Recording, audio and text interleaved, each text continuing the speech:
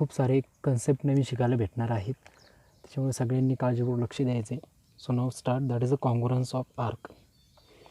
किंवा त्याच्या अगोदर एक बेसिक कन्सेप्ट म्हणून एकदा पटकन एकदा बघून घेऊया की आर्क ऑफ द सर्कल काय असते.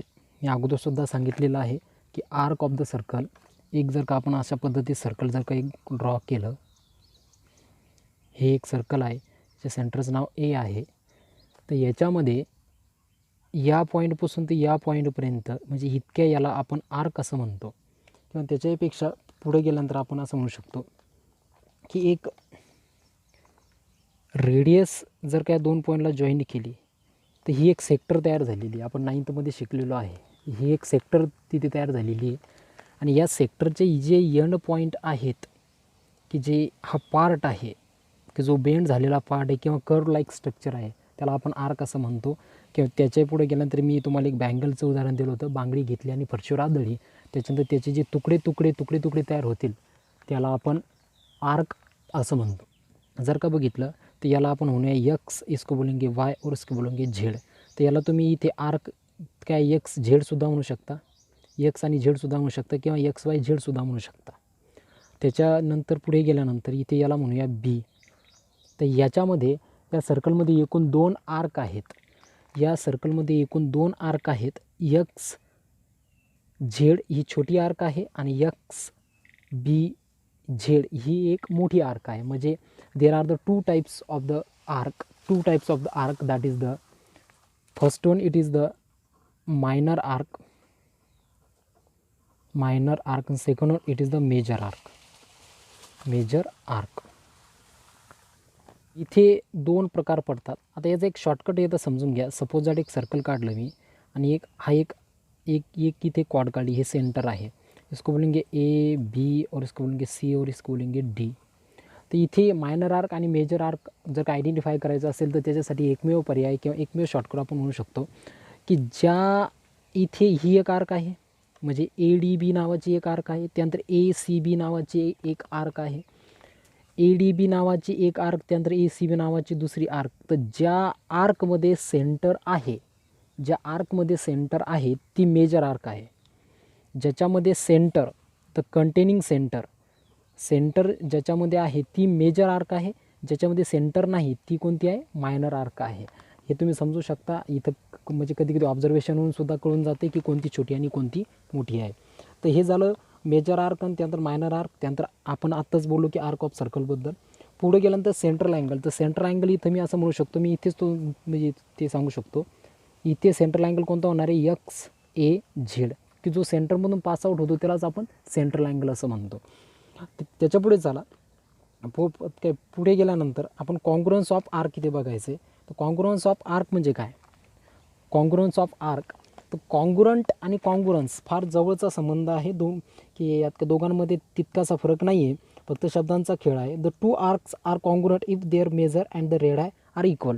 इथे जर मी असं म्हटलं, एक सपोज दॅट सर्कल काढलं, ही एक आर्क आहे ए बी, ही एक आर्क आहे ए बी आणि ही एक आर्क आहे दॅट इज याला सी आणि डी म्हणूया. जर का इथे आर्क ए बी आणि त्यानंतर आर्क सी डी दोघींचंही मेजरमेंट 60 डिग्री आणि हिचंही मेजरमेंट 60 डिग्री जर का म्हटलं, म्हणजे इथे सांगायचा मुद्दा असा की दोघींच्या रेडियससुद्धा एकमेकींना इक्वल आहेत. त्यानंतर दोघींचं जे मेजरमेंट आहे ते सुद्धा एकमेकींना इक्वल आहे. म्हणजे याचा अर्थ ह्या दोन्ही आर्क कशा आहेत? एकमेकींना कॉन्ग्रुअन्समध्ये आहेत. कशा आहेत त्या? कॉन्ग्रुअन्समध्ये आहेत. ओके. तर याच्यामध्ये काही विशेष असं सांगण्यासारखं नाही आहे. परत जर का काही डाऊट असलाच तर कमेंटमध्ये टाकून द्या. त्यानंतर पुढे गेल्यानंतर एक त्याच्याबद्दल properties of some of the major of arc आहे. ती तिथे एक छोटीशी ॲक्टिव्हिटी दिलेली आहे. ती ॲक्टिव्हिटी तुम्ही जरूर करून घेसाल. ओके. हां, तर याच्यामध्ये हे जो सेंट्रल अँगल म्हणजे जितकं मेजरमेंट आर्कचं असणार आहे, म्हणजे central angle is equal to measurement of arc. आपण त्याला असं म्हणू शकतो किंवा इथे आपण म्हणू शकतो, इथे याला ओ म्हणूया, सी ओ डी हा झाला सेंट्रल अँगल.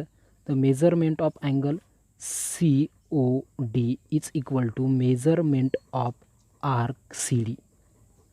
म्हणजे जितकं मेजरमेंट सेंट्रल अँगलचं असणार आहे तितकंच मेजरमेंट इथे त्याच्या थोबडापुढची जी आर्क आहे किंवा त्या म्हणजे की ज्याच्या अपोजिट जी आर्क आहे त्याच्या पुढची आर्क तितकंच मेजरमेंट तिचं असणार आहे.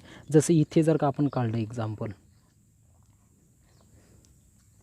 तर या आर्कचं मेजरमेंट या सेंट्रल अँगल एवढंच असणार आहे. या आर्कचं मेजरमेंट म्हणजे या सेंट्रल अँगल एवढंच असणार आहे. आणि त्यानंतर इकडच्या साईडला जर काढलं तर या आर्कचं मेजरमेंट या सेंट्रल अँगल एवढंच तिथे असणार आहे. तर ह्या गोष्टी समजून घेण्यासारख्या आहेत, त्याच्यामुळे समजून घ्यायच्यात. ओके, तर इथे जेवढं मेजरमेंट कमीत कमी सेंट्रल अँगलचं येणार तेवढंच मेजरमेंट त्याच्या पुढच्या आर्कचं येणार.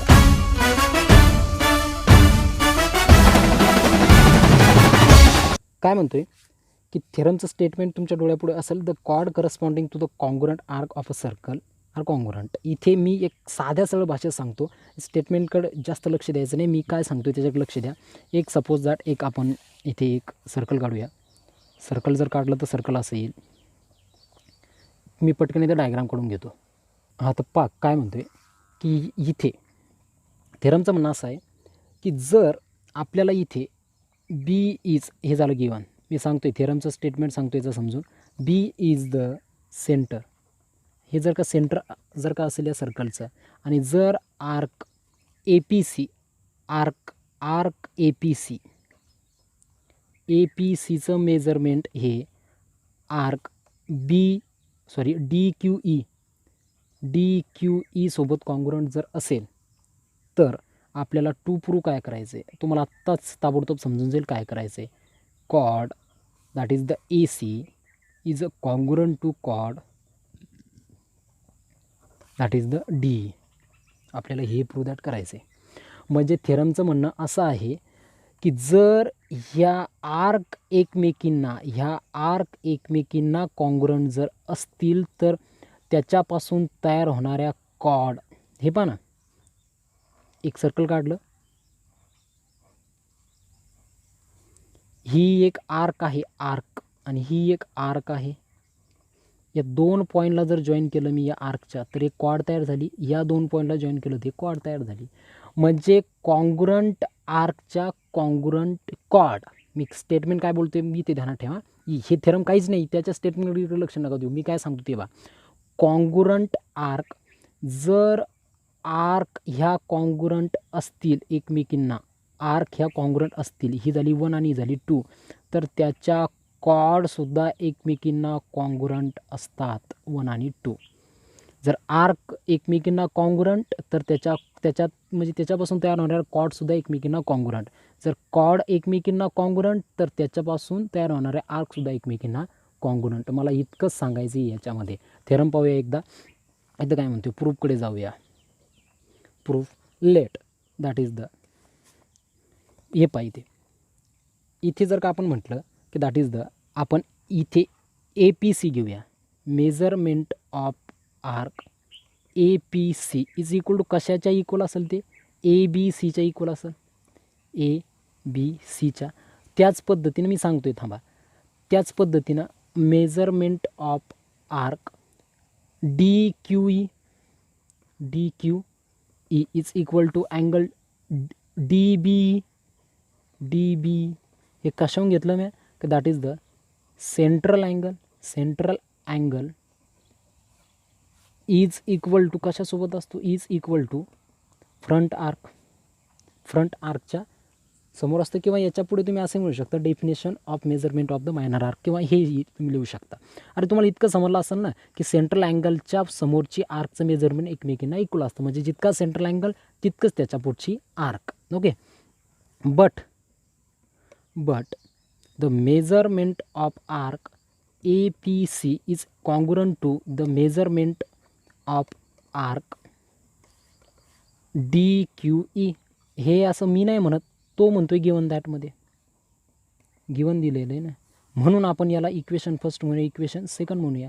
जर ही साईड एकमेकांना इक्वल असेल तर ही साईड एकमेकांना इक्वल येईल. म्हणजे इथे मी काय म्हणू शकतो, इथं मी म्हणू शकतो की that is the from equation first and second वरून the angle A B C congruent to angle that is the D B E. बरोबर. मग त्याच्या खाली चला, इनर ट्रायंगल, याला इक्वेशन थर्ड म्हणा. चला घ्या इनर ट्रायंगल ABC आणि दुसरा ट्रायंगल घ्या DBE. जर का आपण घेतला इथे DBE तर काय भेटेल मला? बाकी पुस्तकात ही तिथे ॲक्टिव्हिटी दिलेली आहे. Segment that is the AB is a congruent to, ही काय AB काय सोबत असेल, BE सोबत असेल. दॅट इज द सेगमेंट किंवा साईड म्हणू शकता B. त्याच्यापुढं कारण काय देणार? त्याच्यापुढं कारण देणार आपण रेडाय ऑफ सेम सर्कल. आता इथे मी अगोदरच बॉक्स करून ठेवतो कारण की पुस्तकात बॉक्स केलेला आहे. त्याच्यापुढे गेल्यानंतर परत मी असं म्हणू शकतो इथे द सेगमेंट, अरे ही साईड घेतली, परत एक दुसरी साईड घेऊया. BC is a congruent to segment that is the BD. आणि इथे सुद्धा सेम कारण, सेम कारण radii of the same circle. And from equation थर्डवरून हा तर अँगल आहे ना, angle ABC congruent to angle DB. मग साईड अँगल म्हटल्यानंतर कोणती टेस्ट लावणार? बाय SAS टेस्टच्या नुसार कोणते दोन triangle? ABC congruent to triangle that is the DBE. जर का हे कॉन्ग्रुअंट असतील तर यांच्या साईडसुद्धा एकमेकांना कॉन्ग्रुअंट असतील, म्हणजे AC is a congruent to that is the D. ह्याच्या पुढं कारण काय देणार? Corresponding sides of congruent triangle. Okay, समजलं? चला यानंतरचा practice set that is the 3.3 मधला क्वेश्चन नंबर फर्स्ट. ओके, तुम्हाला समोर क्वेश्चन समोर दिसत असेल. मी आता डायग्राम पटकन एकदा ड्रॉ करून घेतो आहे. डायग्राम इथे C आहे, हा D आहे, हा E आहे, हा F आहे आणि हा G आहे. काय दिलेलं आहे? गिवन दॅट, इथं काय म्हणतो? Given that angle ECF is equal to 70 degree. त्यानंतर परत पुढं गेल्यानंतर काय म्हणतो आहे?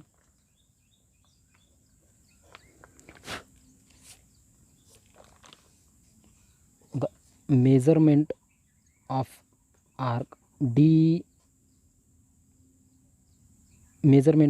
DGF is equal to that is the 200 degree. The find the measurement of arc आपल्याला कशाची काढायची? DE आणि परत मेजरमेंट ऑफ आर्क DEF. काय करणं पडेल पहा आपल्याला? ECF 70 दिलेला आहे. DGF हा 200 दिलेला आहे, म्हणजे इथून तर इथपर्यंत 200 आहे. हा तर बाबा इतका झाला 70. ओके, तर आपल्याला काय काढायचं? पहिला DE काढायचं. तर इथं काय म्हणणार सोल्युशनमध्ये? लेट मला एक पाहा ना, इथे आपण असं म्हणू शकतो if the angle ECF is equal to 70 degree then the angle ECF is equal to measurement of arc.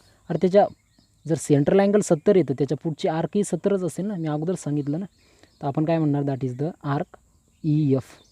Okay, हाही इथे किती असणार? 70.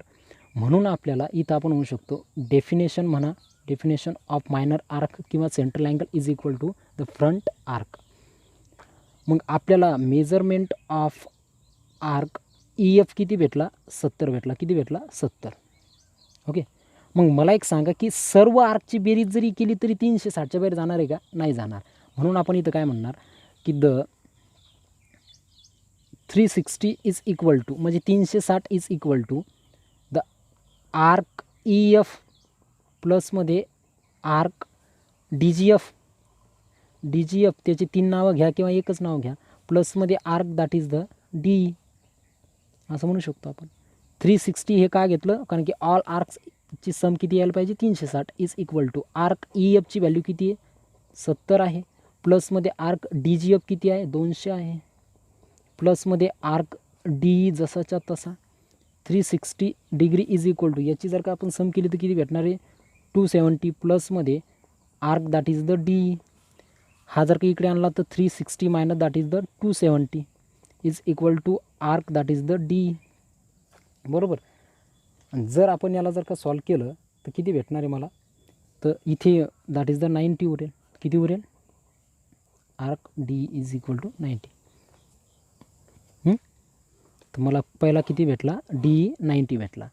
आता डी मला 90 भेटला, आर्क 90. ओके. तर मला आता काय काढायचा, डी एफ काढायचा आहे, म्हणजे डी ई एफ काढायचं आहे. मग आता इथे कोणताही मुलगा सॉल्व करू शकेल, म्हणजे कोणताही विद्यार्थी, की डी ई एफ काढायचं म्हटल्यानंतर डी ई प्लस काय करणे, मला ई एफ करणे आहे. म्हणजे मला किती भेटून जाईल, मी तिथे तुम्हाला पटकन सांगू शकतो orally. That is 90 plus 70 that is 160. तर या तुम्ही दोघांची बेरीज करून तुम्ही याच्यानंतरचं हे तुम्ही काढू शकाल, याची मला खात्री. याच्यानंतरचा प्रॉब्लेम लगेच बघूया. पहा तिथे की क्वेश्चन 2 काय म्हणतो. क्वेश्चन 2 तर फार सोपा आहे. एक तिथे आपल्याला तो काय म्हणतो आहे, एक अशी डायग्राम दिलेली आहे आणि या डायग्राममध्ये एक ट्रायंगल दिलेला आहे आणि हा ट्रायंगल इक्विलॅटरल असं म्हणतो आहे. फार सोपा क्वेश्चन आहे. क्यू सर्कल फार अवघड वाटत होतं, पण सर्कल तितकं सोपं करून टाकलेलं आहे. उलट याच्या उलट मी पायथागोरसचे खूप सारे प्रॉब्लेम घेतलेले, पण सर्कल फार सोपं आहे. याच्यात पहिला प्रूफ करायचा आहे, arc that is the R S is a congruent to arc that is the Q S is a congruent to arc Q R. इथे triangle Q R S is a equilateral आहे. कसा आहे तो, equilateral triangle आहे. Let पहिला proof अगोदर करून घेऊया. Let triangle Q R S is a equilateral triangle. Equilateral triangle जर का असेल तर जितका सेगमेंट आर एस असणार आहे तितकाच सेगमेंट क्यू एस असायला पाहिजे, तितकाच segment that is the Q R असायला पाहिजे. कारण काय, साइड्स ऑफ इक्विलॅटरल ट्रायंगल काय म्हणता, बरोबर ना. ओके. की काय पाणी पाऊस पडला का गावाकडं, नंतर बोलूया त्याचं. ओके. तर इथे सर्व साईड त्या इक्विलॅटरल ट्रायंगलचे कशा यायला पाहिजेत, 100% एकमेकींना कॉन्ग्रुएंट यायला पाहिजेत. मग इथे मला एक सांगा, आपण इथे थेरम अप्लाय करू शकतो की that is the congruent chord. अरे ह्या कॉर्डच झाल्यात ना, काय झाल्यात, ह्या कॉर्ड झाल्यात. ह्या अगोदर साईड्स आहेत, पण साईडच्या नंतर काय आहेत, त्या कॉर्ड आहेत. मग जर कॉर्ड एकमेकींना कॉन्ग्रुएंट असतील, आता या कॉर्डची आर कोणती आहे, आर एस ही आहे. तर ही कॉर्ड आणि ही कॉर्ड त्या अगोदर साईड्स आहेत, पण नंतर काय झाल्या, कॉर्ड. मग कॉर्ड जर एकमेकांना कॉन्ग्रुएंट असतील तर त्यांच्यापासून तयार होणाऱ्या ज्या काही आर्क आहेत त्यासुद्धा एकमेकींना तिथे कशा असायला पाहिजे, कॉन्ग्रुएंट असायला पाहिजे. Congruent chord having congruent arc. म्हणून आपण इथं म्हणणार arc that is the R S is a congruent to arc that is the Q S is a congruent to arc that is the Q R. इथेच पहिला proof संपला. Okay. तर याच्यातला next proof असा म्हणतोय, नेक्स्ट काय करायचं म्हणतोय, the measurement of arc Q R S is equal to 240 degree असं दाखवा म्हणतो. ओके. समजलं का, इथं काय दाखवा म्हणतो 240. तर सुरुवातीला आपण इथं असं म्हणूया, let consider that the measurement of arc R S is congruent. अरे हाच नाही, the measurement of arc Q S is a congruent to measurement of arc Q R. Q R S Q R S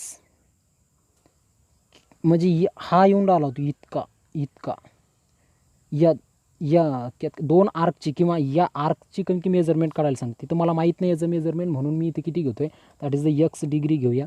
सगळ्यांचं measurement, अरे सगळे तर एकमेकांना equal आहेत म्हटल्यानंतर सगळ्यांचं मेजरमेंट सारखंच असतं ना. तर सगळ्यांसाठी काय घेतलं मी, इथे एक्स डिग्री घेतलं. मग इथे जर मी सर्व अँगलची the all arcs is equal to किती असायला पाहिजे रे त्याचं मेजरमेंट, 360. म्हणून मी या सगळ्यांची बेरीज घेतो. Measurement of arc R S प्लसमध्ये measurement of arc Q S प्लसमध्ये measurement of arc that is the Q R is equal to 360 degree. पण या सगळ्यांची व्हॅल्यू काय, एक्स डिग्री आहे. एक्स डिग्री प्लसमध्ये एक्स डिग्री प्लसमध्ये X degree is equal to 360. That is 1 2 3 म्हणजे 3x म्हणजे thrice X degree is equal to 360 degree. X is म्हणजे काय म्हणणार इथे, X degree is equal to 360 degree divided by 3. याला जर का आपण भाग जर का दिला तर काय भेटेल मला, इथे जर का मी याला सॉल्व केलं तर दॅट इज द 120 डिग्री. म्हणजे याची व्हॅल्यू किती आली मला 120 डिग्री. म्हणजे मला याची व्हॅल्यू 120 डिग्री आणि याची व्हॅल्यू 120 डिग्री भेटली. बट आपण इथे काय म्हणू शकतो, but that is the arc Q R S जी आहे क्यू आर एस ती काय आर्क क्यू आर प्लसमध्ये आर्क आर एसची बेरीज आहे.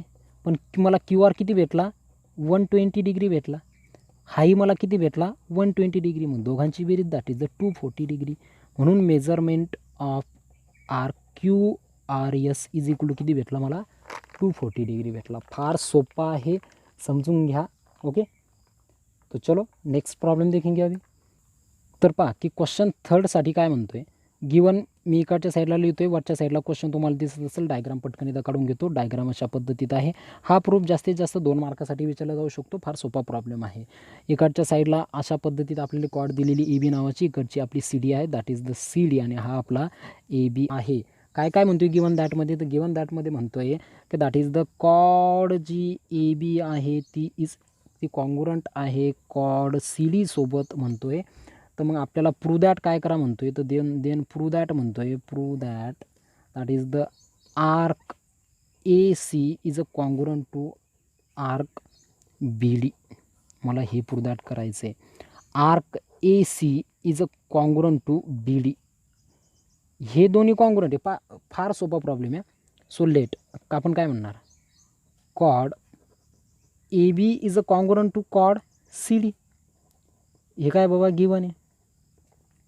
मग याचा अर्थ म्हणजे इथं आपण असं म्हणू शकतो की जर सपोज दॅट ही कॉर्ड याच्यासोबत कॉन्ग्रुएंट असेल तर कॉर्ड कॉन्ग्रुएंट म्हटल्यानंतर त्याच्या आर्कसुद्धा एकमेकांना कॉन्ग्रुएंट. तर ए बी या कॉर्डची आर्क कोणती होणार आहे, ए बीच होणार आहे. That is the arc A B ही सुद्धा कॉन्ग्रुएंट कशासोबत असेल, आर्क सी डी सोबत असेल. ओके, तर त्याच्या पुढे गेल्यानंतर जर आपण इथं असं घेतलं की आता इथे मग त्यानंतर हे जर का एकमेकांना इक्वल म्हटलं तर यांचं मेजरमेंटसुद्धा, तर measurement of arc A B is congruent to measurement of arc C D. बरोबर. पण इथे आपण जर विचार केला तर इथे ही जी आर्क आलेली ए बी, तर ए बी म्हणजे काय A C plus C B आहे. तर measurement of arc A C प्लसमध्ये measurement of arc C B is equal to, मग सी डीसाठी काय म्हणणार C B plus B D. The measurement of arc C B plus B D. Measurement of arc B D. पहा समजून घ्या, मी आता परत रिपीट सांगतो की इथे मेजरमेंट ऑफ आर्क किंवा आर्क ए बी म्हणजे काय, तर तुम्ही इथं म्हणसाल की सर इथे ए बी म्हणजे की arc A C plus C B, arc A C plus C B. आणि सर सी डी म्हणजे काय, तर सी डी म्हणजे काय, तर sir C B plus B D, C B plus B D. C B get cancel. तुम्ही हा इकडं आणला तरी मायनस होईल, आपण असंही डायरेक्ट कॅन्सल करू शकतो. तर इथं उरला काय, तर उरला हाच की measurement of arc A C is equal to that is the measurement of arc that is the B D. आणि यालाच असं लिहू शकता arc A C is a congruent to arc B D. Okay, तर हा प्रॅक्टिस सेट तुम्हाला नक्की कसा वाटला तो सांगा. आता याच्यानंतरचा आत्तापर्यंतचा सर्कल चॅप्टर फार सोपा होता, याच्यानंतरचाही सोपा आहे. थोडं जरा पाणी पावसाच्या दिवसामुळे थोडंफार व्हिडिओला 1-2 दिवस लेट होऊ शकतं, पण तुम्ही तुमचा अभ्यास नक्कीच चालू ठेवसाल. हे सगळं होमवर्क आहे तुम्हाला. तर याच्यामधले सगळे तिन्ही प्रॉब्लेम मी सॉल्व करून सांगितलेले आहेत. तर याच्यामधले पुस्तकातले सर्वच जे सॉल्व प्रॉब्लेम आहेत 3.3चे, म्हणजे 3.3च्या अगोदरचेच जे सर्व सॉल्व प्रॉब्लेम आहेत ते तुमच्यासाठी होमवर्क आहे. ते मला व्हॉट्सअपवर टाकायचे. बरेच जण टाकतात, काही जण टाकत नाही, तुमची इच्छा. खाली त्या कमेंट बॉक्समध्ये काहीतरी टाकून द्या. त्यानंतर लाईकचं बटन दाबायचं असेल तर दाबून द्या. सबस्क्राईब करायची इच्छा झाली तर नक्कीच करून घ्या. ओके, फायदा तुमचा आहे. ओके, तर तोपर्यंत भेटूया. चलो.